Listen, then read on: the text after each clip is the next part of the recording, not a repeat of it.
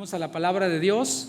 Me siento muy contento por varias razones. Una de ellas, porque el día de ayer estuvimos en unos apartamentos en la ciudad en Pasadena. Estuvimos compartiendo la palabra, tocando base allí con la comunidad de aquel lado y viendo si el Señor está obrando, y vimos también la mano de Dios poderosa obrando en aquel lugar. Sabemos que la semilla fue sembrada y estamos orando para que el Señor nos indique. Ya tenemos una fecha para regresar nuevamente, así que esté usted orando tanto por las almas como por los que van y evangelizan, a los que sirven. Gracias a Dios por los que estuvieron ayer apoyando de una u otra forma. Les damos un aplauso, por favor. Démosle un aplauso.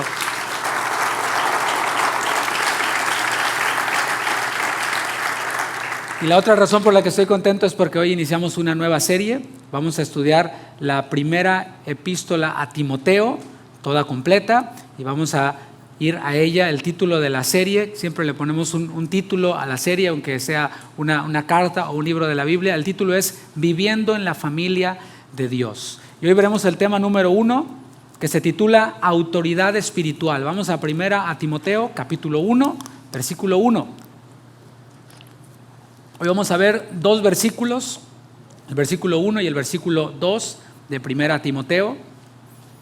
Es buena idea que lo vaya leyendo, toda esta epístola, que la vaya estudiando.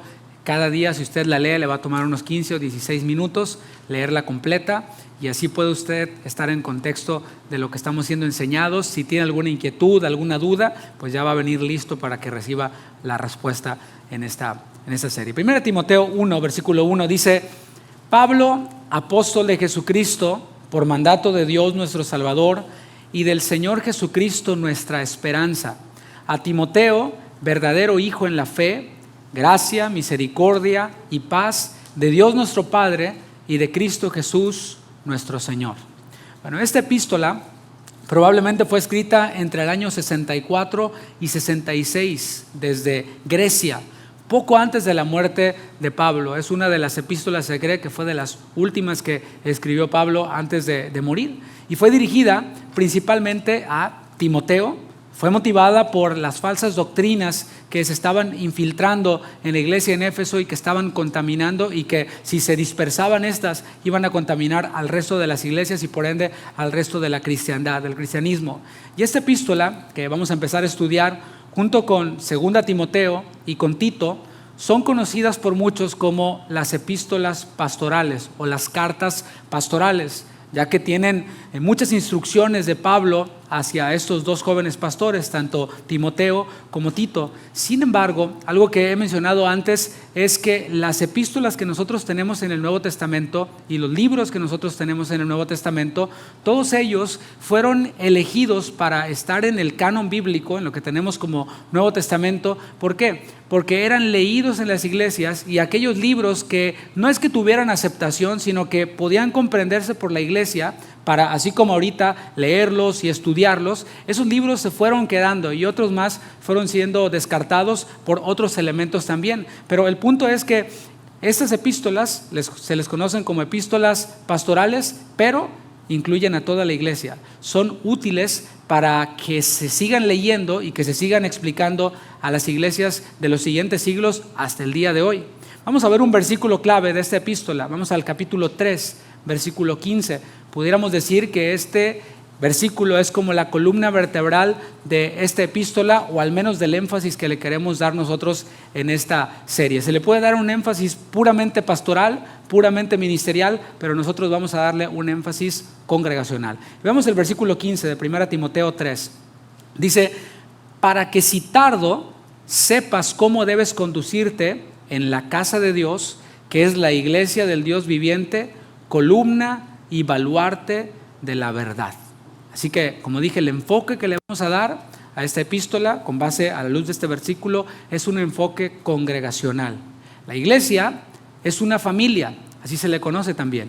Es una casa, y esta carta nos va a ayudar a establecer principios para funcionar mejor como familia. ¿Qué esperar de los pastores, usted como oveja? ¿Qué esperar de nosotros los que somos pastores de esta congregación? Y también que usted sepa qué es lo que nosotros esperamos de usted, de ustedes. Vamos a plantear cuáles son nuestras convicciones en cuanto a lo esencial para la salvación. Es muy importante que las iglesias establezcan, que las iglesias digan abiertamente en qué es en lo que creen, sobre todo en temas esenciales para la salvación. Y también vamos a plantear temas y posturas en cuanto a aquellas cosas que no son esenciales, pero no por no ser esenciales son menos importantes. Por ejemplo, algunos en esta epístola encuentran versículos para afirmar que Cristo murió por todos, y nosotros nos contamos entre ellos, entre los que creemos que Cristo murió por todos. En esta epístola vamos a encontrar también respuestas acerca del ministerio de la mujer, o el papel, el rol que juega la mujer en la iglesia. Vamos a ver también, por ejemplo, porque la epístola lo toca, cómo debe ser remunerado un pastor y si debe ser remunerado un pastor. Las respuestas a estos temas, y me refiero a los temas no esenciales, no pretenden descartar o mucho menos satanizar a otras iglesias, a hermanos, a denominaciones que piensen distinto a nosotros en esos puntos. Es decir, cuando nosotros vayamos viendo las respuestas, no pretendemos descartar, demonizar, tachar de herejes a los que piensen distinto a nosotros en temas secundarios. Lo que queremos con esto, al plantear esto desde aquí, no es ser contenciosos, porque la misma epístola nos indica que el siervo de Dios no debe ser contencioso, y no pretendemos ser contenciosos, más bien lo que queremos es ser honestos acerca de lo que creemos, tanto en lo esencial como en lo no esencial. Es decir, cómo son las cosas en esta casa en la que estamos nosotros. Creo que ser honestos nos ayuda a evitar choques. Porque cuando las iglesias no plantean aquello en lo que creen, tanto en doctrina esencial como en la no esencial, hay personas que llevan una expectativa y al no ver cumplidas esas expectativas se frustran, y algunos simplemente se van, otros se quedan causando división, causando conflictos, causando cismas. Por eso decía y digo que las iglesias deben de ser claras en cuanto a lo que creen y honestas en cuanto a lo que creen. Vamos al versículo 1 del capítulo 1. Vamos a ver, como dije, estos dos versículos, y no crea que porque son dos versículos nada más va a ser breve la enseñanza. Vamos a desarrollarlo desde aquí porque hay muchas cosas que vamos a ver. Y por cierto, no pretendo irme muy rápido en esta serie, así que quizás tengamos unos 10, 12 temas, a pesar de que son solo unos cuantos capítulos, 6. En las primeras palabras que vemos aquí, vamos 1 Timoteo 1:1. Pablo, apóstol de Jesucristo, por mandato de Dios nuestro Salvador y del Señor Jesucristo, nuestra esperanza. Aquí en las primeras palabras de estos versículos, o este versículo que leímos, encontramos el nombre del autor. A ver si está poniendo atención. ¿Cuál es el nombre del autor? Pablo, muy bien. Pablo, Paulos en griego, que significa pequeño. Eso es lo que el nombre Pablo significa, pequeño. Si hay alguien aquí que se llama Pablo, tu nombre significa pequeño. El autor, quien conocemos nosotros porque hemos estudiado otras de sus epístolas y es de los apóstoles más conocidos, era hijo de padres judíos procedentes de la tribu de Benjamín.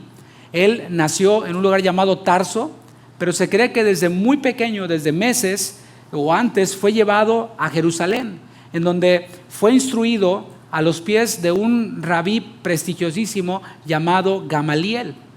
Pablo era conocido también en el mundo judío como Saulo o Shaulo, y significa este nombre Saulo, aquel que ha sido pedido al Señor.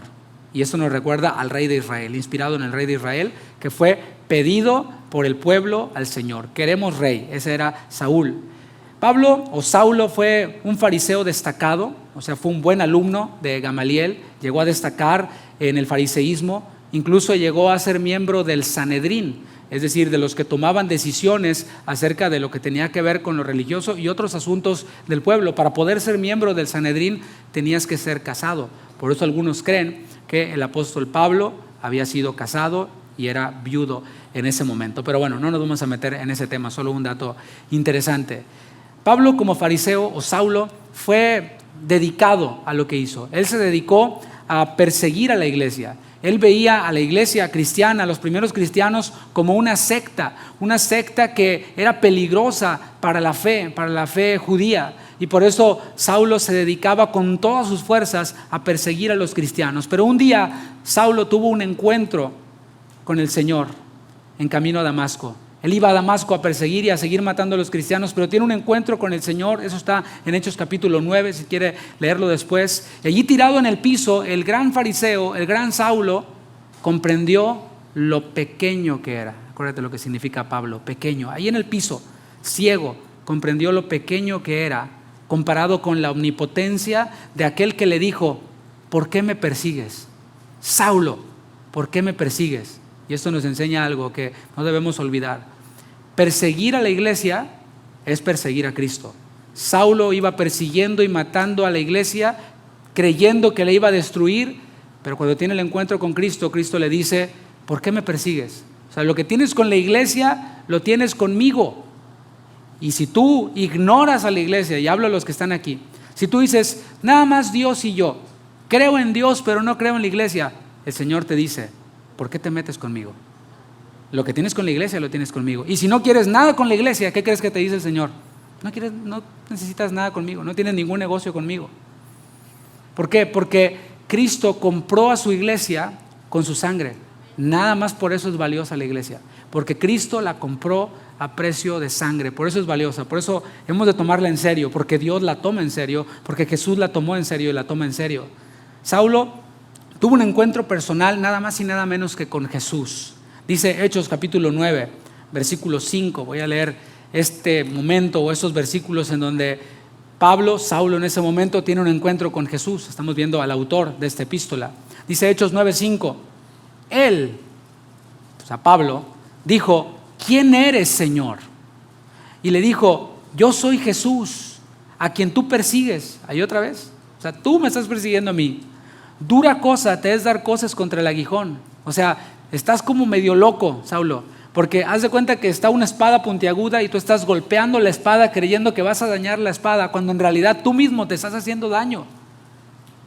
Él, versículo 6, temblando y temeroso, dijo: Señor, ¿qué quieres que yo haga? ¿Te fijas cómo cambia la perspectiva? Cuando tenemos un encuentro con el Señor Jesucristo, nuestra actitud debe cambiar. No solo nuestra actitud, toda nuestra vida debe de cambiar. Y esto choca con la ideología, con la mentalidad del mundo que nos enseña a ser consumidores. Y aquí el cliente siempre tiene la razón y por eso estoy pagando. Y llegamos con esa mentalidad a la iglesia, o peor aún, queremos tener esta actitud con Dios. Hay personas que se atreven a ordenarle al Señor y dicen: tócalo, ahora.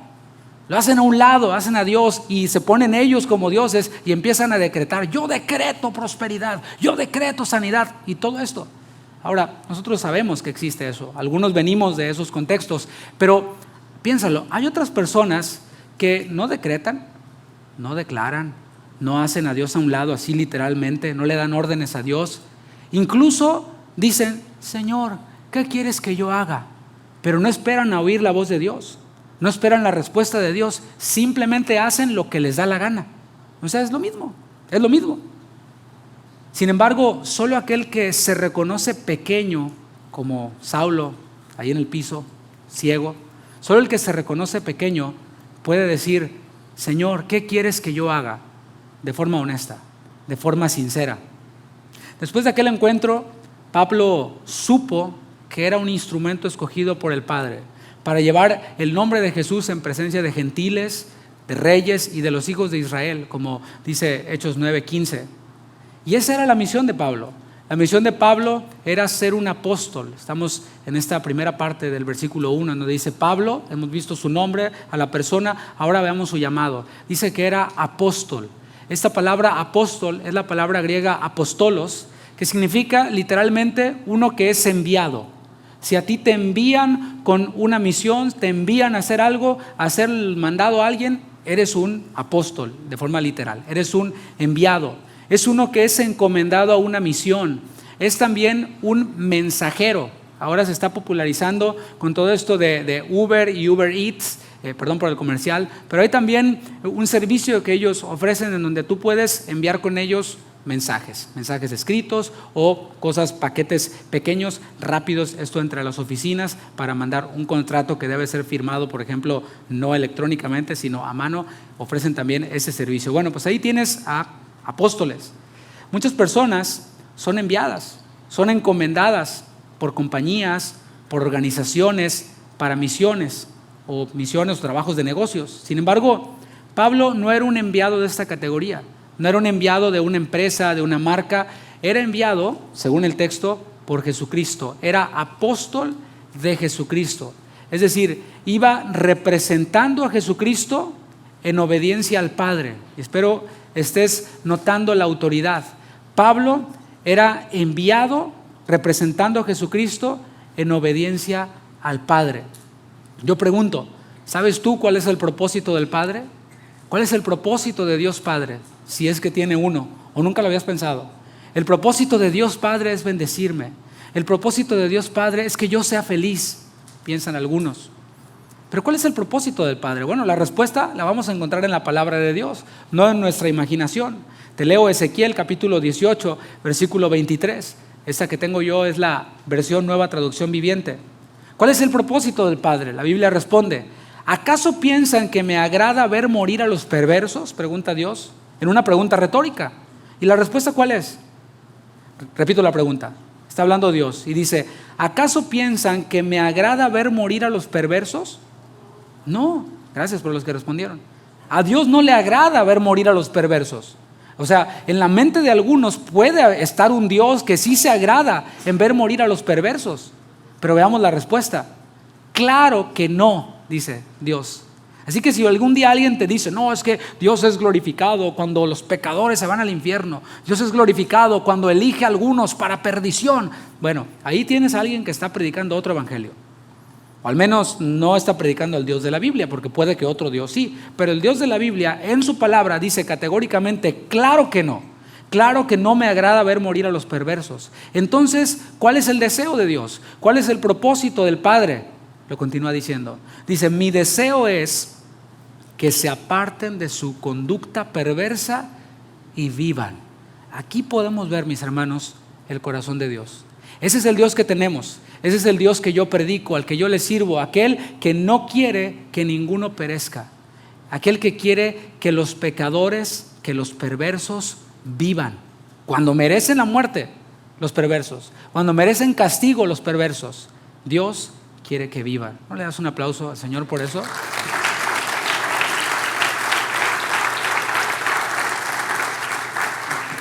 Pero el Padre no es como nosotros, que a veces tenemos buenos deseos, buenos propósitos, pero no hacemos nada al respecto.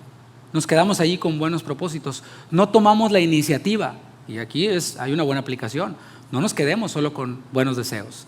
No, me gustaría que mi matrimonio mejorara. Ok, viene el congreso de matrimonios. Pero es sábado y trabajo en la mañana.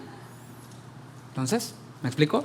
Y a veces nos quedamos allí solamente. No, es que quiero leer la Biblia. Pues sí, quieres, qué bueno, pero pues hay que leerla, ¿no? El otro día me dice una vecina que nos ve a mi esposa y a mí corriendo a veces ahí en el vecindario, corriendo, haciendo deporte, no creo que me ande persiguiendo ella, ¿no?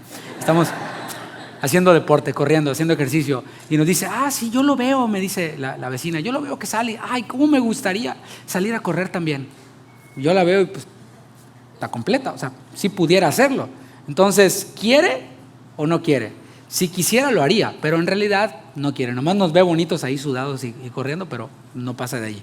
Es bueno que tengamos buenos propósitos, buenos deseos, pero también que tomemos la iniciativa para cumplirlos. Y Dios tomó la iniciativa. Su deseo, ¿cuál es? Que los perversos no mueran, sino que vivan. Y Él toma la iniciativa y envía a su Hijo unigénito para que todo aquel que en Él cree no perezca, no se pierda, mas tenga vida eterna. Por eso Pablo, en el versículo 1 de 1 Timoteo 1, llama a Jesucristo de una manera particular, de una manera especial. Podemos llamarle de muchas maneras. Jesús es mi Salvador, mi Redentor, mi Sanador. Claro que sí, pero fíjate cómo le llama Pablo aquí en 1 Timoteo 1:1.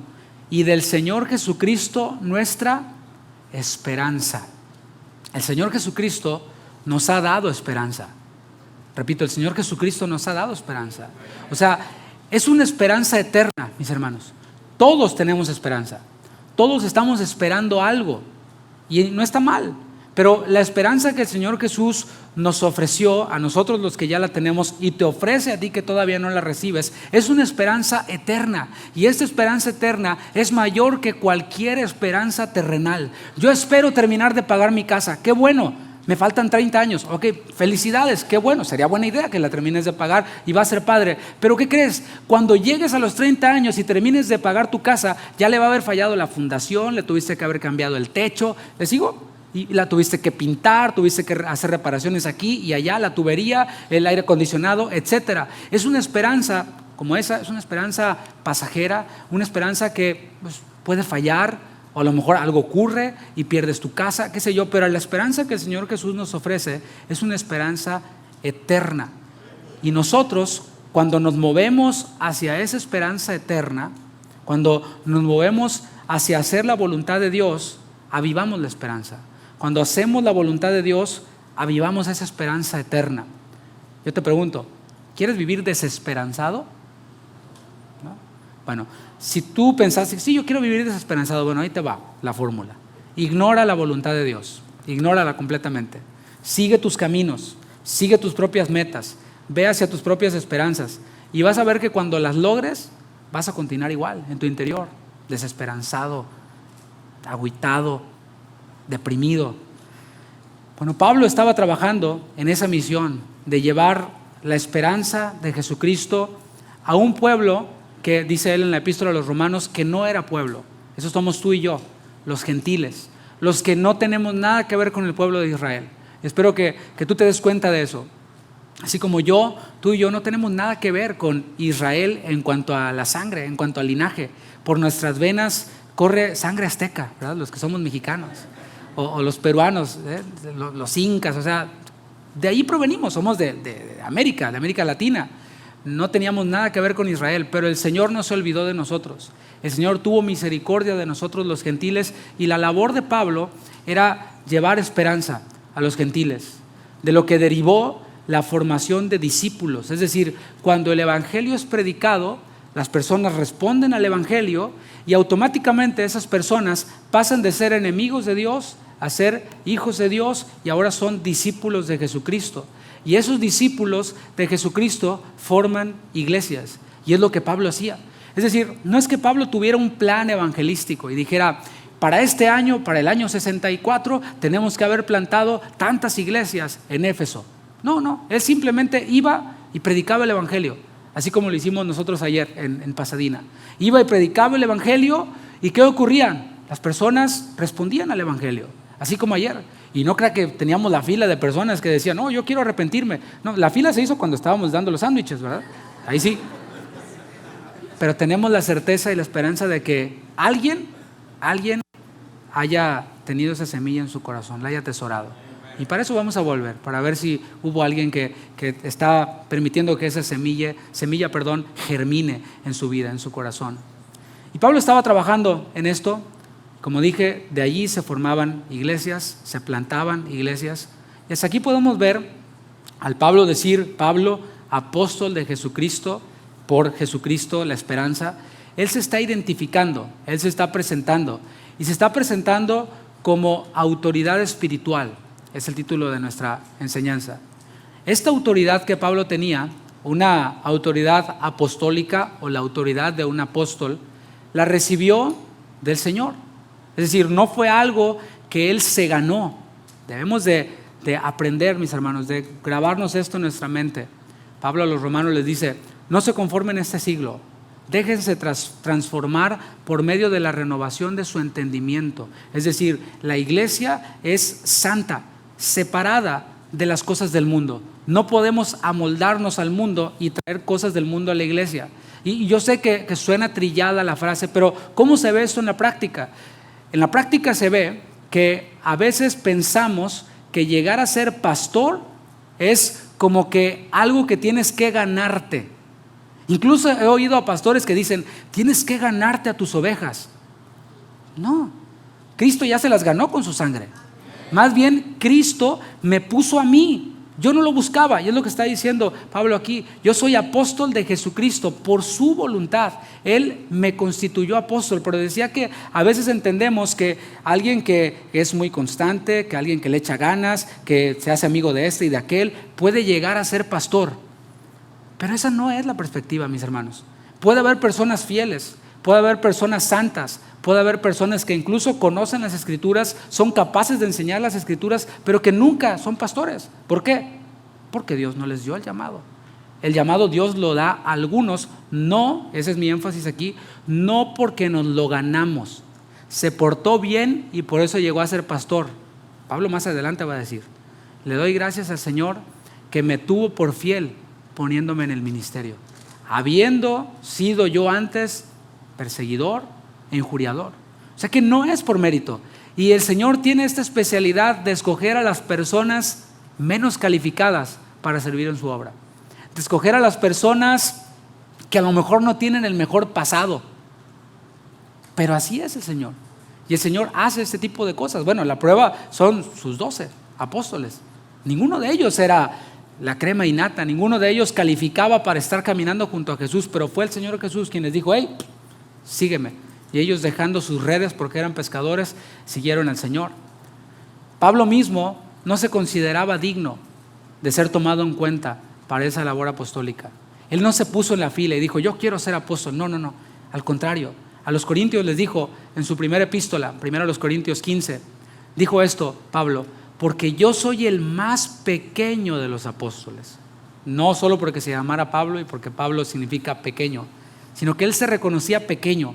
Él no decía, yo soy el campeón, yo soy lo máximo, yo soy el ungido. No, decía, yo soy el más pequeño de los apóstoles, que no soy digno de ser llamado apóstol. ¿Por qué? Porque perseguí a la iglesia de Dios.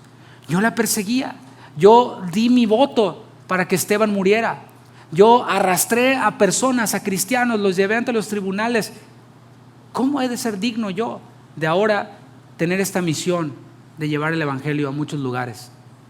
Pues Dios es soberano y Él hace lo que quiere. Y eso también se lo dijo a Timoteo en el versículo 12 de este capítulo 1. Lo vamos a estudiar más adelante, hablando Pablo de que él no se sentía digno, esto que mencioné. Por ahora enfoquémonos en este principio. Dios elige a hombres imperfectos y les otorga autoridad. Esa palabra autoridad es la palabra griega exousia, que significa la capacidad o poder con el que uno ha sido investido. Es una capacidad que recibe alguien para ejercer ciertas labores. Dentro de las iglesias locales, así como esta en la que nosotros estamos, o iglesia como la que estaba reunida antes que nosotros en este mismo edificio, a lo mejor usted los vio salir, dentro de las iglesias locales hay personas con autoridad. ¿Para qué? Bueno, simplemente para que todo funcione en orden, para que todo funcione de acuerdo a la palabra de Dios, pero sobre todo para la edificación de los creyentes. En la segunda epístola de los Corintios, Pablo les dijo, en 2 Corintios 10:8, porque aunque me gloríe algo más todavía de nuestra autoridad, está hablando de autoridad, define ahora para qué es. Dice, la cual el Señor nos dio para edificación y no para vuestra destrucción. No me avergonzaré. Estoy diciendo entonces que Dios elige a personas, les otorga autoridad, y esa autoridad es para que todo funcione en orden, de acuerdo a la palabra, pero sobre todo para la edificación de los creyentes. Y todos los ministros, mis hermanos, todos los que tenemos algún tipo de autoridad en la iglesia o en alguna iglesia, estamos bajo autoridad.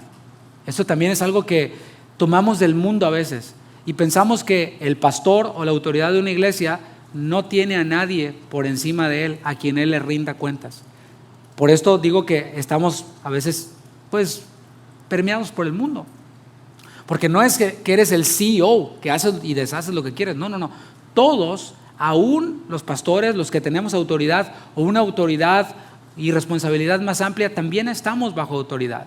El mismo apóstol Pablo fue miembro de la iglesia en Antioquía y fue encomendado por Dios para comenzar sus viajes misioneros, entre los cuales estuvo la fundación de Éfeso, de Filipos, las iglesias que nosotros conocemos ahí, y fue respaldado espiritualmente por esa iglesia local en Antioquía. Pablo no era un llanero solitario, no era de los que decía, pues me voy a hacer apóstol, y se mandó a hacer sus business cards que decían Pablo de Tarso, apóstol. No, y así se da hoy en día. Ahora me da por ser pastor. Antes eras rufero, ahora eres pastor. Dices, no, pues está bien, ahí más o menos se parece, ¿no? Es edificar, ¿no? Está bien. Y no estoy diciendo que un rufero no pueda ser pastor, para nada, en lo absoluto. El punto es el llamado.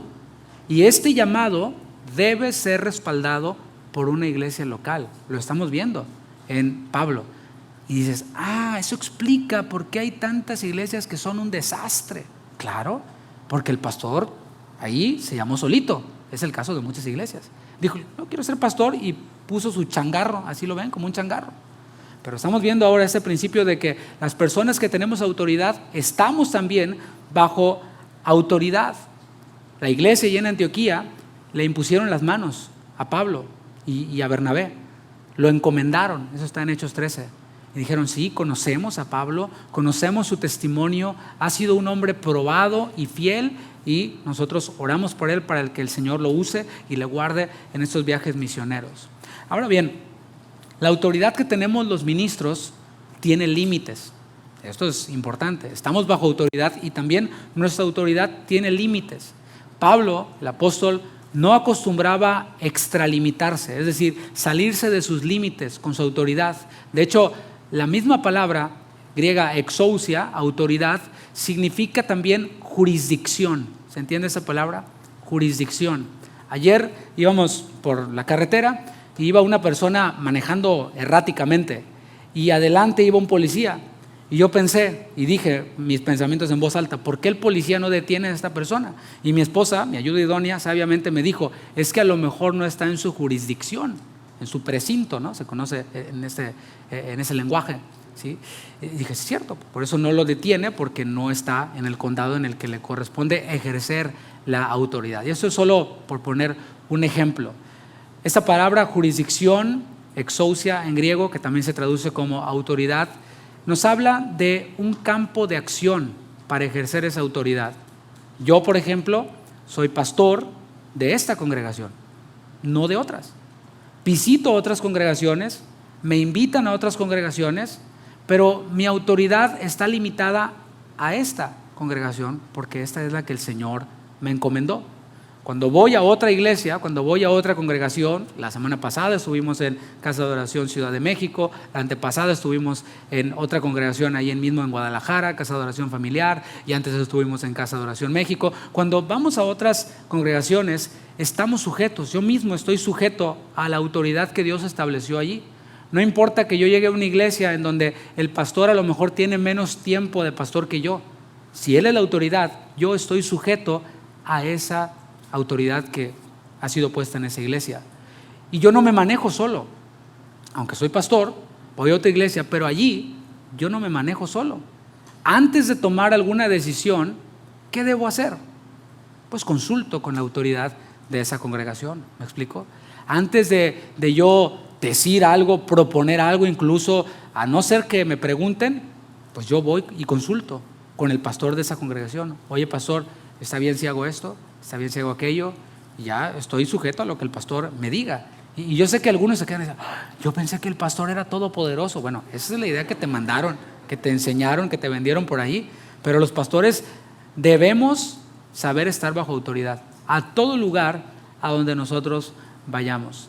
En la Biblia vemos claramente que cada pastor o a cada pastor Dios le ha encomendado una tarea específica y un rebaño específico.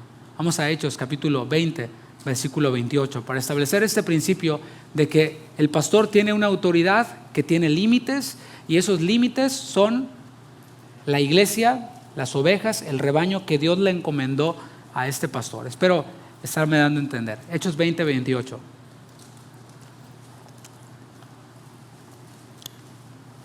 Pablo está hablando aquí precisamente a pastores, a supervisores, obispos de iglesias en la región de Éfeso, de los mismos receptores de esta epístola a Timoteo, la primera. Dice Hechos 20, 28, por tanto, mirad por vosotros, o sea, cuídense ustedes, tengan cuidado de ustedes, y por todo el rebaño, y no para ahí, no dice, y por todo el rebaño, o sea, cuídense ustedes y cuiden a todo el rebaño. Rebaño allí se refiere a todos los creyentes, habidos y por haber.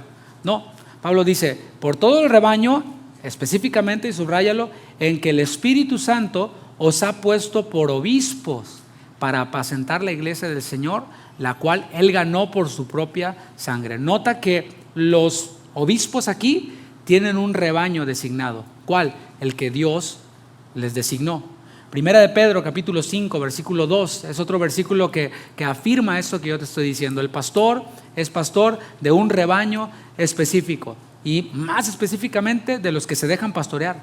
Porque aún en una congregación como esta, en un grupo como este, entre todos los que asisten, porque todos son bienvenidos, entre todos los que asisten, yo no soy pastor de todos. Yo soy pastor de los que levantaron la mano y dijeron: yo quiero que usted sea mi pastor. Y tomaron su teléfono y escanearon los códigos. Por cierto, yo no veo ahí los pósters. Para poder ser miembros de esta congregación, tomaron un discipulado y nos pusimos de acuerdo acerca de las expectativas suyas y las expectativas mías. Esos pueden decir: bueno, él es mi pastor. Los demás, buena onda, todo bien, puede seguir viniendo, no le vamos a prohibir la entrada para nada, todo bien. Pero estamos hablando de que el Señor le designa un rebaño a cada pastor. Primera de Pedro 5:2. Apacentad la grey de Dios que está entre vosotros. O sea, esta es la grey de Dios que está entre nosotros. Cuidando de ella, ese es mi trabajo. Si tú no estás dispuesto a que cuiden de ti, pues bueno, entonces no necesitas un pastor. ¿Para qué? Ay, fulanito es mi pastor. ¿Te dejas cuidar? Entonces no. Cuidando de ella, no por fuerza. Es que el pastor no me llama. Pues no te va a obligar. O sea, no va a andar atrás de ti rogándote: a ver, ¿qué necesitas? ¿Necesitas algo? ¿Necesitas un tecito? ¿Te duele el estómago? ¿Quieres que ore por ti? No, mis hermanos.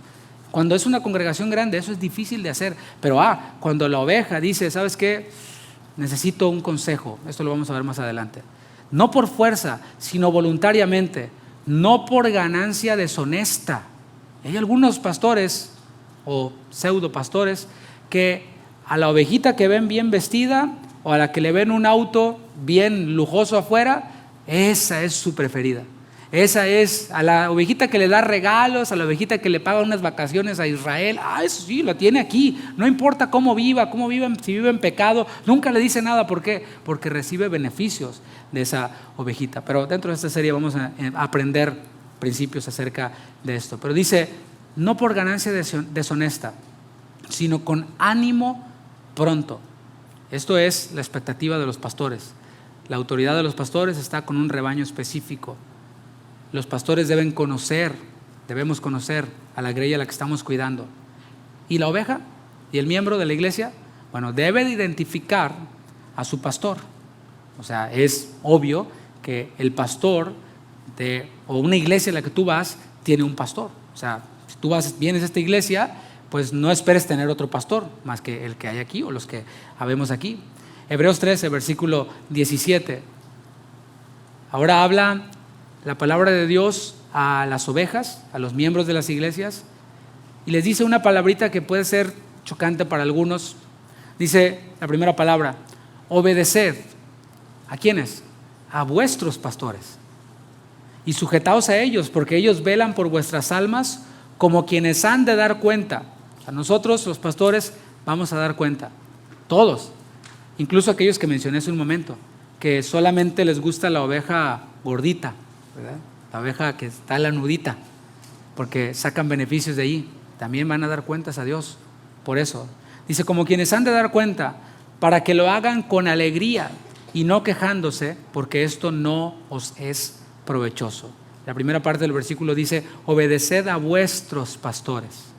Y esto descarta la posibilidad de que alguien vaya a una congregación en donde hay un pastor, pero que su pastor sea el de otra congregación. Eso no va así, mis hermanos. No es así. Y permítame hacer énfasis en eso.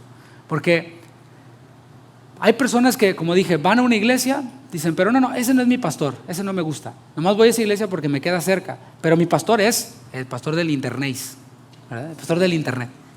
O otro pastor por allá. Hace poco, y espero no se malinterprete la protagonista de este ejemplo, y no lo tome a mal, pero hace poco me llama una persona y me manda un mensaje y me dice: pastor, esta persona vive en otra ciudad, es un hermano en la fe. Quería avisarle que enviamos nuestros diezmos a Casa de Oración Houston y quisiera ver si pueden confirmar que los recibieron. Yo le dije: bueno, hermano, te agradezco mucho tu generosidad, Y aclaro que la cuenta de la iglesia no es mi cuenta personal, esa es otra cuenta. Esta persona envió sus diezmos a la cuenta de la iglesia. Y le digo, te agradezco tu generosidad, hermano, pero el principio es que tú des tus diezmos en la iglesia en la que tú te congregas, en la iglesia en donde tú recibes alimento espiritual. Ese es el principio. O sea, yo pudiera decir, aleluya, gloria a Dios, vámonos, ¿verdad?, para la obra de Dios. Pero hay que también enseñar, porque yo puedo estar enseñando esto y no practicándolo como iglesia local. Espero estar entendiendo. Ese puede ser un ejemplo de alguien que tiene una iglesia, pero que ve a otro pastor o a otra iglesia como su iglesia local. Entonces aquí me tocó corregir. La resolución de esto fue que el hermano nos dijo, no nos estamos congregando desde hace algún tiempo.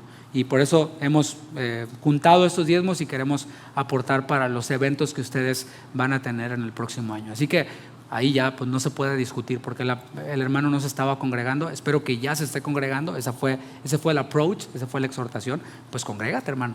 Necesitas congregarte, no vernos. Puedes vernos por internet, pero así de larga distancia está complicado. Ahora, permítame profundizar en los límites de la autoridad entre el pastor de una iglesia local y los miembros de una iglesia. ¿Sí? Hemos establecido que los pastores tienen un rebaño al que cuidan, las ovejas tienen un pastor al que obedecen, al que se sujetan, pero ahora vamos a profundizar en cuáles son los límites de la autoridad entre el pastor de una iglesia local y los miembros de una iglesia. ¿Cuáles son esos límites? Por ejemplo, hay pastores que solo porque son pastores o creen que solo porque son pastores pueden decirles a sus ovejas si pueden irse de vacaciones o no pueden irse de vacaciones. Y no te voy a preguntar, no voy a pedir que levanten la mano cuántos conocen a pastores así. Y dicen, no, es que me tiene que pedir permiso para irse de vacaciones porque yo soy el pastor. Bueno, incluso ¿con quién deben casarse? Hay pastores que creen que porque son pastores pueden decirles a sus ovejas con quién se van a casar. Eso está complicado. Hay casos en donde algunos de los pastores mandan a sus ovejas a que les corten la yarda, su jardín, for free, nomás porque es el pastor y porque tienen que obedecer, porque él es la autoridad. Esto es abuso, mis hermanos. Incluso hay pastores que creen que las mujeres de su congregación deben obedecerles a ellos por encima de a sus propios maridos. Líbreme Dios de eso. Y hay casos en donde es que no me corto el pelo porque el pastor no me deja. ¿Qué es eso? No. Dice la palabra que el marido, o sea, la mujer ya no tiene potestad sobre su propio cuerpo, no tiene autoridad sobre su propio cuerpo, sino su marido. No dice que el pastor. ¿Te imaginas? No me corto el pelo porque el pastor no me deja. ¿No? ¿Qué es eso? Tenemos que aprender a distinguir. La palabra dice que debemos de estar sujetos unos a otros en el Señor. Es lo que dice Efesios 5:21. La función del pastor o las funciones del pastor son guiar, alimentar, cuidar. Y hay veces en que la oveja pide un consejo. Puede ser acerca de cosas, o sea, de estas que mencioné. Y uno como pastor puede ayudar a las personas, a las ovejas, a tomar una decisión con base en la palabra y en lo mejor para su vida espiritual. Pero nunca debemos de imponer nada, a menos de que sea algo claramente pecaminoso. Por ejemplo, si viene alguien y me dice, pastor, quiero un consejo. Ok, adelante. Es que me quiero casar con una persona del mismo sexo. Pues, ¿ahí qué le voy a decir? Por supuesto que no. La palabra dice claramente que no. O alguien que me diga, pastor, estoy pensando irme de vacaciones a una playa nudista. ¿Cómo ve? Pues por supuesto que no, hermano. ¿Me explico? O sea, aún así, el que lo va a hacer, sin importar que el pastor le diga que no lo va a hacer. ¿Me explico? Uno tiene que entender los límites. Uno no va a amarrar a las personas. Ahora, si esta persona es miembro de la iglesia y como quiera hace una de estas cosas, hay algo en la palabra de Dios que se llama disciplina y está en Mateo 18 y uno va a ejercer la disciplina, pero ese es otro tema. No es nuestro título o nuestra función, para ser más específicos, como pastores o como maestros, lo que nos da automáticamente esa autoridad para censurar, para mandar, incluso para ordenar. No es nuestro título, nuestra función lo que nos da esa autoridad. ¿Saben qué es? es la palabra de Dios.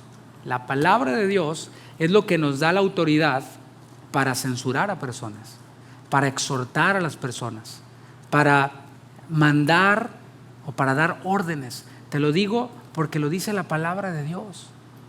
Pastor, ¿me puedo casar con alguien del mismo sexo? No, porque la palabra de Dios dice que eso es abominación para Dios. La palabra de Dios dice que los que hacen esas cosas no heredarán el reino de Dios. Ahora, ¿te puedes casar? Sí, puedes hacerlo, pero no heredarás el reino de Dios y no puedes ser miembro de esta iglesia. Puedes venir, pero miembro no puedes ser. ¿Se están quedando claras las cosas? Yo sé que me ve con mucha seriedad, pero decía que tenemos que ser objetivos, porque luego no se dicen estas cosas claramente y suceden cosas como esas y dicen, ay, ¿qué pasó con mi pastor? No, tu pastor siempre creyó así, lo que pasa es que nunca enseñó los colmillos del lobo. Ese es el asunto, ¿no? Cabe aclarar que hay áreas donde la palabra no es específica. Por ejemplo, si tienes hijos adolescentes, ¿cuánto tiempo debo permitirles a mis hijos que pasen en redes sociales? Pues la palabra no dice en algún capítulo o versículo. Ahí debemos de usar la sabiduría y ponernos en acuerdo los matrimonios para con nuestros hijos, ¿no? Pero en todo lo demás tenemos una regla y es la Biblia, la palabra de Dios. Mi punto aquí, en relación con el versículo, es que Pablo menciona a Jesucristo, nuestra esperanza. Y Jesucristo es el verbo de Dios. El mensaje de Dios es Jesucristo. Por esto Jesús y su palabra deben de ser y son el centro de todo. El autor de la epístola a los Hebreos dijo, Dios, habiendo hablado muchas veces y de muchas maneras en otro tiempo a los padres por los profetas, nos ha hablado ahora a través de Jesucristo, a quien constituyó heredero de todos, dice el versículo 2 de Hebreos 1. Ningún hombre, ningún pastor, ningún apóstol, ningún profeta, ninguno está por encima de la palabra. Si lo que un pastor, o puede ser no solo un pastor, puede ser un padre de familia, un maestro, un presidente, un gobernador, si lo que una persona como esta manda no contradice la palabra de Dios, debe obedecerse. Y esto es en respuesta a los cristianos que están casados con alguien que no es cristiano. O sea, no porque ya cristianos se casaron, ¿no? Eso no debería ser, aunque se da. Sino parejas que, pues uno de ellos se convirtió a Cristo y su cónyuge todavía no se convierte, y a veces entran esos conflictos. Es que ¿cómo me voy a sujetar yo, dicen algunas hermanas, a un hombre que no es cristiano? Bueno, si lo que te está mandando no contradice la palabra de Dios, hay que obedecer. ¿Qué te está mandando? No, pues que le hagas sus huevos con chorizo. Está bien, no pasa nada. ¿Qué te está mandando? No, pues me está mandando que me arregle porque siempre ando toda fodonga, ¿no? Es buena idea, ¿no? Está padre, está bien. O sea, estoy diciendo ejemplos random, ¿verdad? O sea, no, pero si lo que algún esposo, un padre de familia, un gobernador, un pastor manda está opuesto o está en oposición, contradice la palabra de Dios, no se debe obedecer. Hechos 5:29, veamos un ejemplo de esto. Los apóstoles habían sido usados por Dios para sanar a un cojo que se ponía a la entrada del templo, en la puerta, a pedir limosna. Los apóstoles iban a orar y le dicen a este hombre cojo, no tengo plata ni oro, mas lo que tengo te doy, en el nombre de Jesucristo, levántate y anda. Y aquel hombre cojo empieza a danzar y entra al templo a danzar jubiloso. ¿Qué creo que ocurrió? Bueno, no creo que salieron Pedro y Juan en la primera plana del periódico como celebridades, ¿no? Empezaron a perseguirlos. Los llevaron ante el concilio y les dijeron, no prediquen en ese nombre. Eso es lo que decía la autoridad. No prediquen en ese nombre. Ahora, ellos estaban ante la decisión de obedecer lo que dijo Jesucristo. ¿Qué dijo Jesucristo cuando ascendía a los cielos? Les dijo, vayan por todo el mundo y prediquen el evangelio a toda criatura. Prediquen, sean testigos en Jerusalén, en Judea, en Samaria, en lo último de la tierra. Jesús me está diciendo, y está escrito en su palabra, que predique. La autoridad, ¿qué me dice? Que no predique en ese nombre. Entonces, ¿qué vamos a hacer? Aquí tenemos un conflicto de intereses. Es lo que ellos hicieron, está en Hechos 5:29. Respondiendo Pedro y los apóstoles dijeron, es necesario obedecer a Dios antes que a los hombres. Si tan solo tomáramos este versículo como una regla para nuestra vida, las cosas serían distintas. Es necesario obedecer a Dios antes que a los hombres. Y ahí en los hombres incluimos trabajo, estudios, etc. Cuando mi trabajo choca con lo que dice la palabra, ¿qué voy a hacer? ¿Qué vas a hacer, varón, cuando en tu trabajo sea habitual hacer tranzas? Iba a usar un término, pero directamente lo decimos, ¿no? Alterar facturas, ponerle un cerito por aquí, un cerito por allá, cambiarle los horarios, etc. Decir, no, hay que ponerle que costó menos para no pagar tantos impuestos, o págamelo en cash para no pagar impuestos. Pero bien que manejamos por los freeways, ¿verdad? Bien que disfrutamos de todo lo que el gobierno nos da, pero no queremos pagarle al tío Sam. Bueno, ese no es mi tema ahora, ¿no? ¿Qué vamos a hacer cuando eso sea algo inevitable? Cuando nos digan, o lo haces o pierdes tu trabajo. ¿Qué vamos a decir? Bueno, es que así se hacen las cosas aquí. Yo, Señor, tú conoces. ¿Saben algunos así? Pero por eso decía, qué importante que esto no sea solo un versículo que leemos, sino que sea una regla de vida. Es necesario obedecer a Dios antes que a los hombres. Déjame te digo, hay personas que se han negado a obedecer a los hombres y que han decidido obedecer a Dios. A lo mejor no les fue bien en ese momento, pero no tienes idea la bendición que ha venido a sus vidas después de obedecer a Dios. Así es, y eso fue lo que ocurrió con los apóstoles. Por eso Pablo les dijo a los efesios que estemos sujetos los unos a los otros en el Señor, es decir, en lo que dice su palabra. Vamos a continuar con 1 Timoteo 1. Ahora veamos el versículo 2, la primera parte. Hemos visto ya al autor de esta epístola. Hemos hablado acerca de su autoridad y de la autoridad en general. Y ahora veamos al receptor. Dice, a Timoteo, verdadero hijo en la fe. El autor nos está enseñando acerca de autoridad y ahora veamos al receptor. El receptor es Timoteo. Durante el primer viaje misionero, Pablo visitó una región o unas ciudades llamadas Listra y Derbe. Allí en aquel lugar Pablo predicó el evangelio.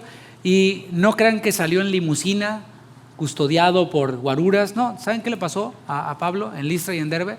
Lo apedrearon. Lo apedrearon a Pablo, lo dejaron allí tirado, dijeron, ya se murió, y se fueron. Lo dejaron ahí peor como si fuera un animal, lo dejaron allí tirado.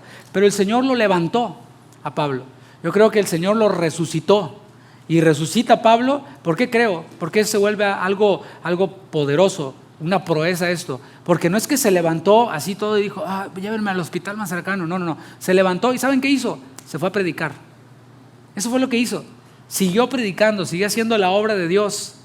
Allí en Listra y en Derbe, Pablo sembró la semilla del evangelio. Tiempo después, Pablo regresó a aquel lugar y se encontró con que dos mujeres llamadas Loida y Eunice, que se habían convertido, eran madre e hija, habían también engendrado y criado a un joven llamado Timoteo. El tema es que la madre de Timoteo se había casado o se había juntado, había procreado a Timoteo con un hombre gentil, lo cual no era bien visto, que una judía y un gentil tuvieron un hijo. Y tampoco vemos al padre de Timoteo en la escena. Así que Loida y Eunice se encargaron de instruir a Timoteo en las Sagradas Escrituras, lo cual nos enseña que sí se puede una madre soltera criar a un hijo cristiano, ayudada por su abuelita. Dios bendiga también a las abuelitas. En el segundo viaje misionero de Pablo, cuando él regresa, encuentra a este Timoteo. Encuentra que este joven era un hombre de buen testimonio. Y eso fue suficiente para que Pablo lo invitara a venir con él a predicar el evangelio. ¿Te imaginas? Suena bien, ¿no? Ir a predicar con el apóstol Pablo, maravilloso. Pero ¿cuál fue la última imagen de Timoteo viendo a Pablo? Pablo apedreado. ¿Qué tal? ¿Tú irías a predicar cuando te apedrean?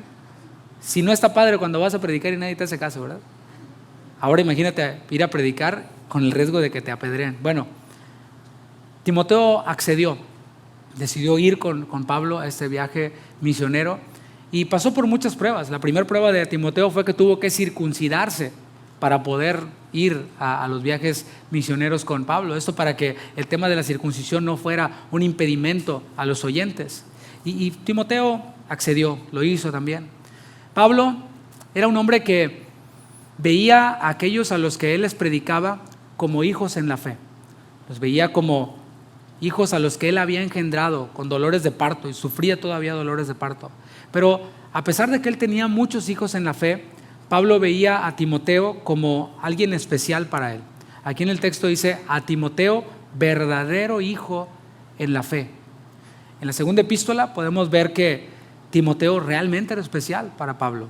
En la segunda epístola, en la salutación también le dice a Timoteo, amado hijo. Ser alguien especial para Pablo. Y yo pregunto, quizás tú te preguntes, ¿por qué Timoteo era especial para Pablo? ¿Por qué era tan especial? ¿Sabes por qué?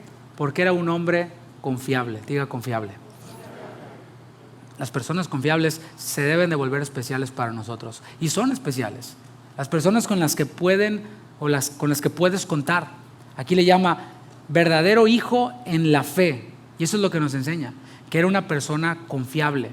¿Por qué lo conectamos con esto? Mira, la palabra fe en la Biblia tiene varias aplicaciones. La fe puede significar, por ejemplo, el mensaje que predicaron los apóstoles y que predicamos nosotros.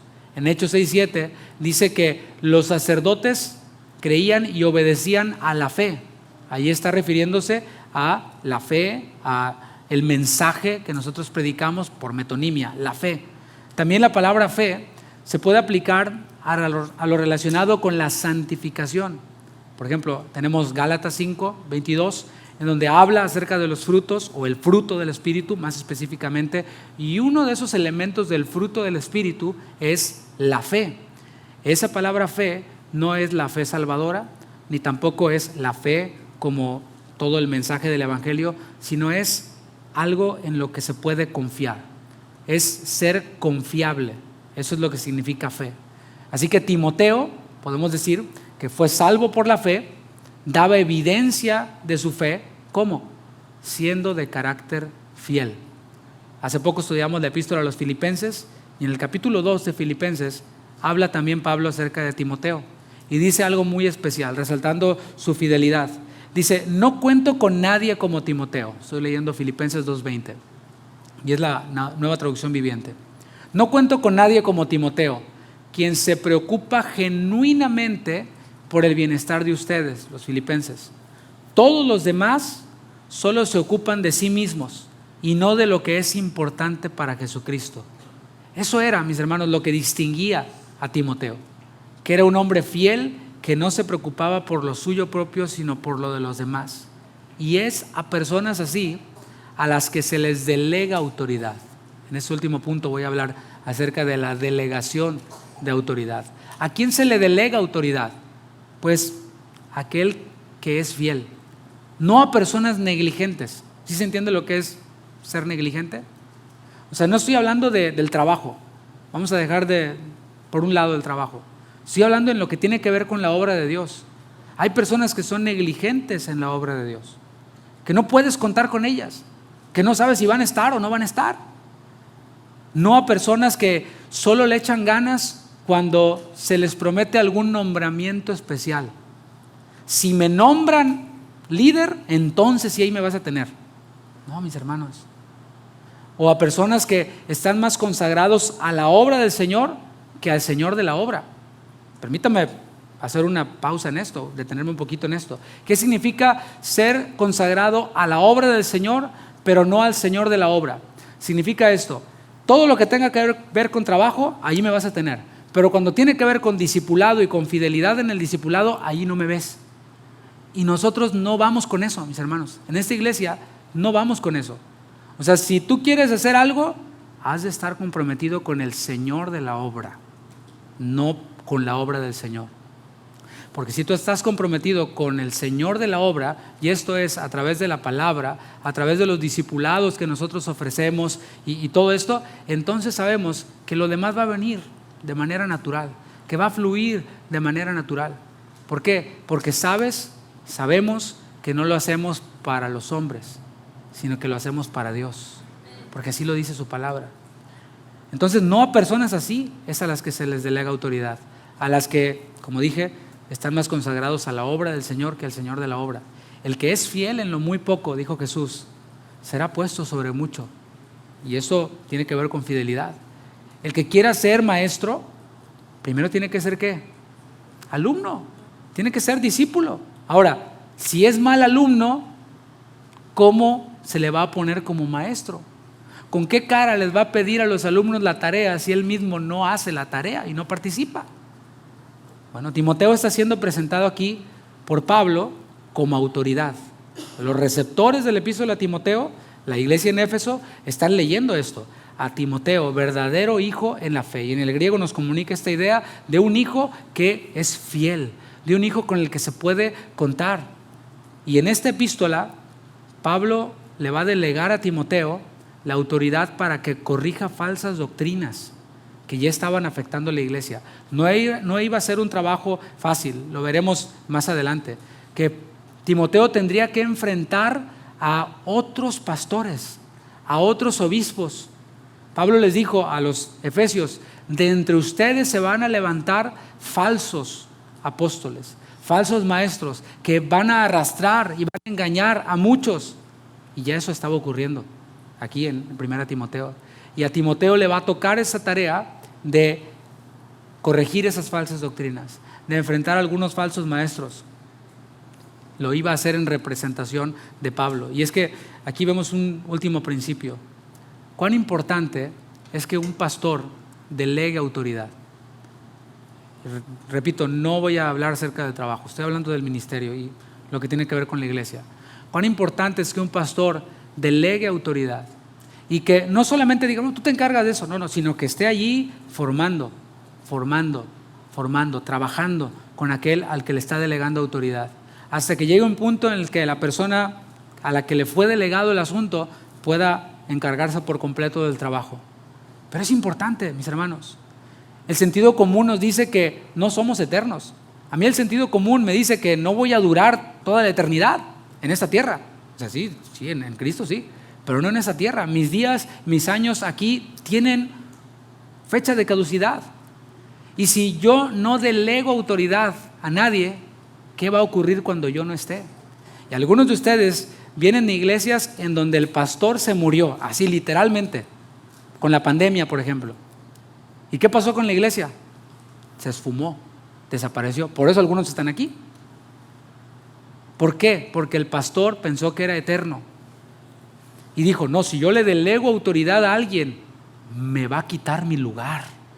Si alguien piensa así, es porque realmente Dios no le llamó.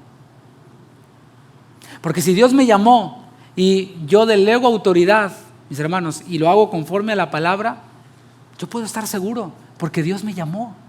No tengo nada que temer.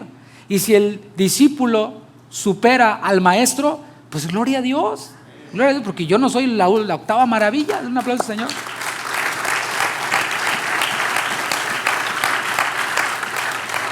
Imagínate, hay pastores que le tienen celos a sus líderes o a algún hermano que le ve potencial. Cuando le ve potencial, cual buen Saúl, en vez de discipularlo, formarlo, probar su fidelidad, delegarle autoridad, lo que hacen es tirarle una lanza. Bueno, ese es el ministerio de Saúl, pero a David no lo vemos haciendo esto. También es responsabilidad de que la iglesia, o es responsabilidad de la iglesia, aceptar a los nuevos delegados, respetar a los nuevos delegados, respetar a los ministros en formación, orar por ellos, identificarlos. Esto, mis hermanos, va de acuerdo a la voluntad de Dios. Jesús dijo, rueguen al Señor de la mies que envíe obreros a su mies. Y cuando los obreros surgen y están en formación, la iglesia debe de rogar para que vengan más y para que estos se logren, para que estos crezcan. Vamos a leer lo que le dice Pablo a Timoteo, su verdadero hijo en la fe. Gracia, misericordia y paz de nuestro Padre y de Cristo Jesús, nuestro Señor. Ahora, aunque la gracia, la misericordia y la paz que vemos aquí son resultados de la obra de Cristo, podemos aplicarlos también al ejercicio de la autoridad espiritual. Es decir, cuando la autoridad espiritual se ejerce según la palabra, cuando la autoridad se ejerce según la palabra, hay gracia, Esta palabra gracia es la palabra griega charis, que significa algo que produce placer, algo que produce delicia o que causa alegría. La tendencia del mundo y de nuestra carne también es rechazar a la autoridad, porque pensamos que autoridad es igual a represión. Pero aquí estamos viendo cómo la autoridad va conectada con la gracia. El ejercicio de la autoridad va conectado con un deleite. Y es que es un deleite, mis hermanos, el poder ejercer la autoridad dentro de los parámetros bíblicos. Es un deleite también para el que se sujeta. Y es un deleite para el que ejerce la autoridad. Leímos en Hebreos 13:17, cuando dice: obedezcan a sus pastores, porque ellos cuidan, velan sus almas. Dice: para que lo hagan con alegría y no quejándose, porque esto no os es provechoso. Es un deleite el vivir en una esfera de autoridad bíblica. El otro elemento que incluye Pablo en su salutación es la misericordia. Dice: gracia, misericordia. Esta palabra misericordia es, en términos generales, sentir empatía con otra persona en su miseria, y especialmente manifestada en actos. Son acciones. Esa es la misericordia. Y eso está estrechamente ligado con el ministerio cristiano. Eso está estrechamente ligado con la iglesia, mis hermanos. Lo que mueve a los ministros no debe ser el beneficio personal, sino el beneficio del otro, así como lo hacía Timoteo. Hay decisiones que debemos de tomar con tal de beneficiar espiritualmente a los que servimos, esto a los ministros. Nuestras acciones deben de ser movidas por la misericordia. Espero esté entendiendo este punto aquí. Gracia es el deleite de estar dentro de la autoridad. Misericordia es lo que nos mueve a nosotros los ministros cristianos. Y digo esto porque estamos en un contexto, en un país, en una ciudad, en donde para plantar una iglesia lo que se hace es hacer un sondeo del neighborhood. Y cuando ven que hay familias de tales rangos, de tales edades, de tal posición económica, abren un Starbucks y abren una iglesia. Esa es la sociedad en la que estamos. ¿Qué es lo que motiva ese tipo de cosas? El dinero, el presupuesto. Es como si fuera una franquicia, un negocio, una empresa. Pero lo que nos debe de mover aquí a la autoridad es la misericordia. Es el sentir empatía por aquellos a los que estás sirviendo o con aquellos a los que les estás sirviendo. En lo personal, el Señor, a mí, en lo personal, me ha llevado a ministrar a la comunidad hispana. Eso es, mis hermanos, a esa comunidad es a la que el Señor me mandó a ministrar, a servir. Y el Señor me preparó para esto, el Señor me habló en este sentido y me preparó para esto. Y es a esa comunidad hispana a la que yo estoy llamado a servir. Y tú dices, entonces, ¿dónde encuentras respaldo bíblico para eso? Muy sencillo. Pablo dijo, junto con los apóstoles: yo voy a ir a los gentiles y ustedes vayan a los judíos. Y Pablo tenía claro a quienes les iba a predicar. De la misma manera, el Señor me llamó a ministrar a la comunidad hispana en este país. Y cuando hablo de la comunidad hispana me refiero, sí, a aquellos que son rechazados por muchos por no dominar el inglés como primer idioma.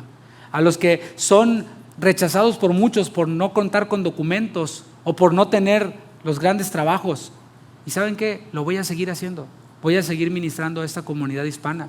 Así que aquí en esta iglesia, Casa de Oración Houston, los inmigrantes son bienvenidos. Los que no, den un aplauso al Señor. ¿Por qué no predicas en inglés? Porque el Señor no me llamó a predicar en inglés. ¿Por qué no le predicas a la comunidad de anglosajona? Porque el Señor no me llamó. No estoy diciendo que esté mal. Pero si alguien quiere oír una prédica en inglés, que se venga a las 9 aquí. Está maravilloso el mensaje y está fuego esto, ¿no? Tremendo. Pero el Señor me llamó a predicar a la comunidad hispana, a los que no tienen muchas oportunidades. No todos, por supuesto, no generalizo. Así que, como dije, los inmigrantes son bienvenidos. No tienes que aparentar algo que no eres aquí. No tienes que aparentar. Aquí somos una congregación de inmigrantes. Por último, Pablo cita la paz. Dice gracia, misericordia y paz. Y esta palabra paz describe muchas cosas. Relaciones armónicas entre personas, entre naciones. Describe amistad, describe ausencia de agresión. Pero sobre todo también describe orden. Orden en la iglesia. Las relaciones armónicas entre Dios y el hombre conseguidas mediante el Evangelio. Eso es lo que significa paz. Así que un buen gobierno, el ejercicio de la autoridad espiritual, produce paz. Y el resultado siempre va a ser la disminución de divisiones. Esta unidad del Espíritu por la cual Cristo oró al Padre en Juan capítulo 17. Y esto, mis hermanos, es lo que vemos nosotros en cuanto a la autoridad. Yo le invito a que se ponga de pie. Y mientras que se pone de pie, quisiera preguntar, ¿a qué nos desafía esta primera enseñanza? Porque mi objetivo no es que escuches una disertación o un sermón, sino que seamos desafiados. La pregunta es, ¿a qué nos desafía esta primera enseñanza de esta serie? Y yo diría que lo primero a que nos desafía es a someternos a la autoridad de Dios. Si algo pudieras decir que se te quedó de esta enseñanza, si pudieras resumir esta enseñanza, pudiéramos decir eso: he de someterme a la autoridad de Dios. El Señor es soberano, Él es el Rey sobre todo. Él sí no está sujeto a nadie, Él sí es soberano, solo Dios. Y si tú no has creído en Cristo para salvación, el Dios soberano, el Rey del universo, manda a que te arrepientas. Él manda a todo hombre en todo lugar a que se arrepienta. ¿Y sabes por qué lo manda? Porque lo puedes hacer, porque tienes la capacidad de hacerlo. Él nos dio al ser humano libre albedrío y Él pudiera obligarnos a arrepentirnos, pero el Señor nos manda dejándonos a nosotros la decisión de arrepentirnos o no. Así que si tú no has creído en Cristo como tu Salvador, escucha el mandato de Dios. Y puedes decirle: Señor, perdóname. Yo creo en Jesucristo. Yo reconozco tu autoridad. Así como Saulo en camino a Damasco, reconozco mi pequeñez y reconozco que tú eres el Señor, para gloria de Dios Padre. Señor, te pido que tu Espíritu Santo traiga convicción de pecado, de justicia, de juicio a aquellos que no te conocen. No queremos dejar de lado esta oportunidad para hacer este llamado, porque va conforme a tu voluntad. Tú no quieres que el impío perezca, tú no quieres que el perverso perezca, tú no quieres incluso que aquel que se considera a sí mismo como una buena persona perezca, sino que tú quieres que todos procedan al arrepentimiento. Padre, obra en los corazones de las personas. Anhelamos lo que tú anhelas, y es que el pecador se arrepienta y que tenga vida eterna, vida abundante en ti, y que reciba esas promesas que tú tienes para nosotros en tu palabra. Que viva con esperanza, pues tú, Jesucristo, eres la esperanza. También quisiera hacer un llamado, porque este mensaje nos desafía a nosotros los creyentes a someternos a la autoridad que es Dios y a la autoridad que Dios delega, pues Él ha delegado autoridad a hombres. Yo creo que es tiempo de que tomemos esa decisión, dejar de lado las malas experiencias que podamos haber tenido, decir: es que he vivido bajo liderazgos autoritarios, he sido dañado, he sido estafado, he sido decepcionado, traicionado, pero su palabra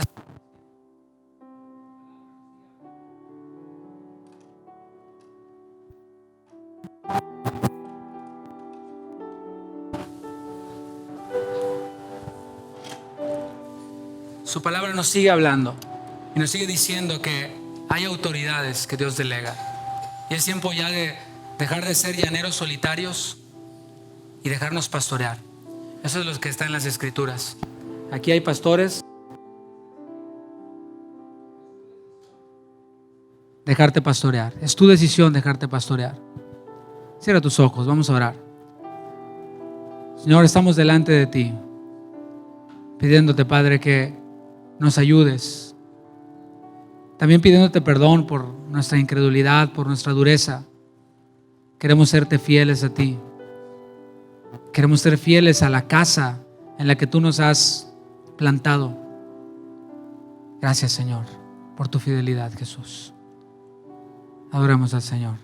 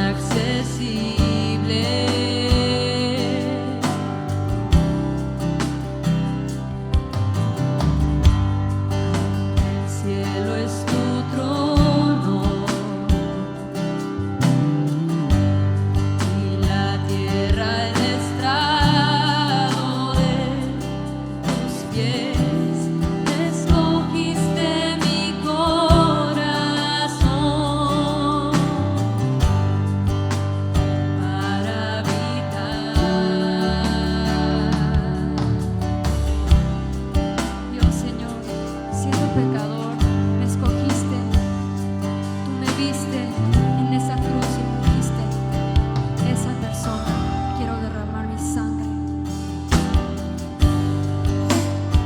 Todas las cosas que hay, eres la imagen visible del Dios invisible, Jesús.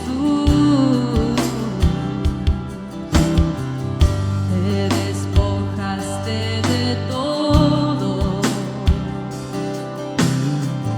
tomaste forma de siervo siendo el Rey Supremo por mí. Entregaste tu vida en la cruz para darme salvación.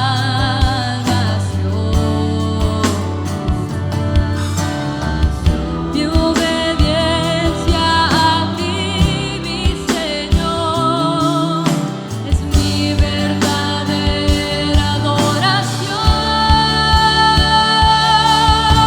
Jesús, Hijo de Dios, te adoraré por la eternidad. Fiel a ti permaneceré. Encuentra en mí un verdadero adorador. Jesús, Jesús, Hijo de Dios, te adoraré por la eternidad. Fiel a ti permaneceré. Encuentra en mí un verdadero adorador. No se trata de un lugar, es por medio de ti que hoy al Padre puedo adorar. En espíritu y verdad te quiero adorar. Solo ante ti me postraré.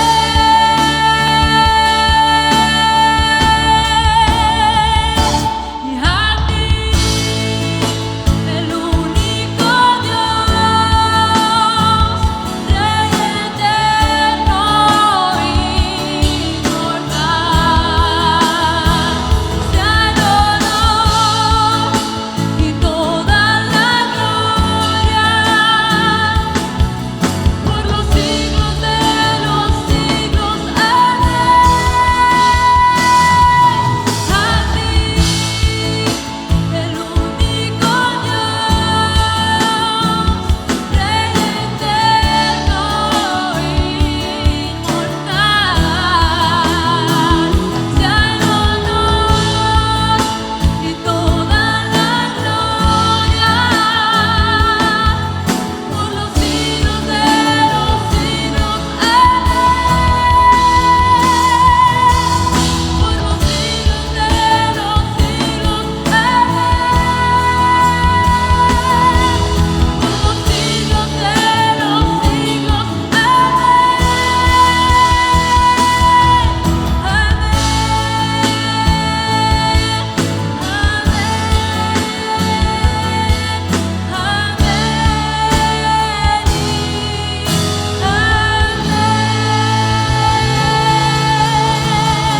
Gloria a ti, Señor, te adoramos y por eso publicaremos tus grandezas y tus proezas, Señor, te adoramos.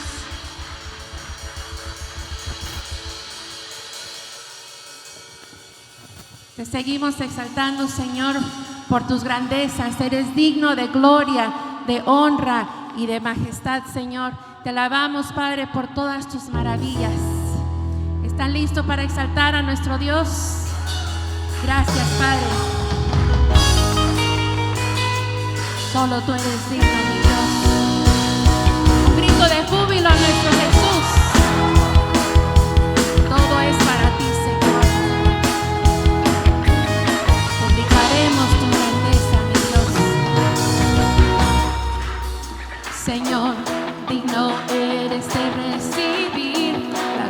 la honra y el poder, suprema alabanza, pues tú creaste todo con tu poder y todo lo sustentas, Dios, con tu palabra. Yo, mientras viva, cantaré de tu grandeza y tu poder. Eres admirable, tu perfección se refleja en tu creación. La tierra está llena de tu bondad.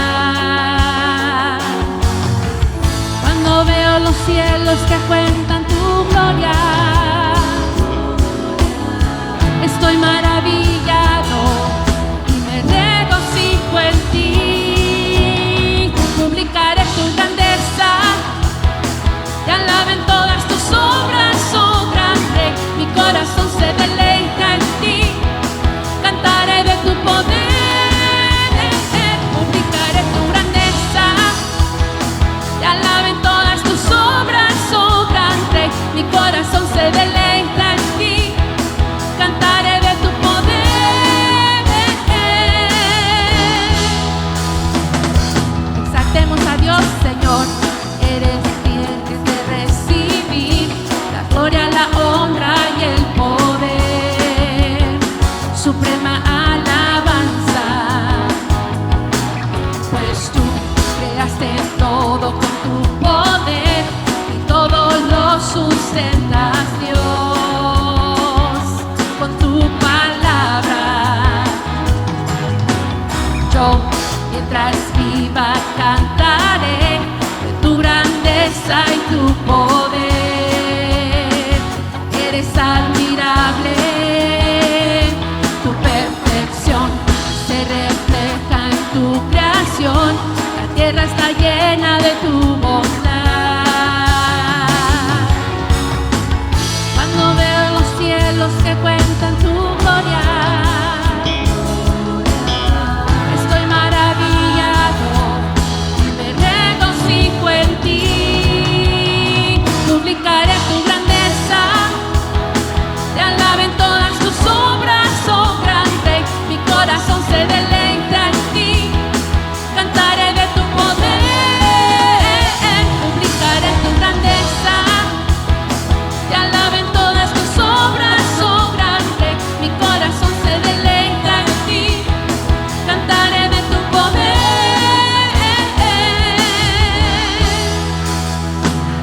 Alabemos a nuestro Dios, que es digno de gloria, de honra y de alabanza, pues nadie, Señor, se compara a ti.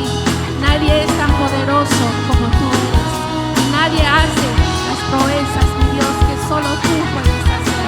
Por eso nos gozamos en esta mañana, Señor, y proclamaremos tus maravillas en nuestras vidas. Toda tu misericordia, Señor, es tenida con nosotros.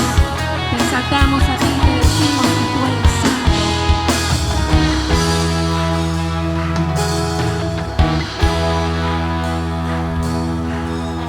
Santo, santo, santo eres, Señor, Dios todopoderoso, el que era, es y ha de venir. Te exaltamos con gozo. Santo, santo, santo eres, Señor, Dios todopoderoso, el que era, es y ha de venir. Te celebramos con gozo. Santo, santo, santo eres, Señor, Dios todopoderoso, el que era, es y ha de venir. Te celebramos con gozo. Publicaré tu grandeza,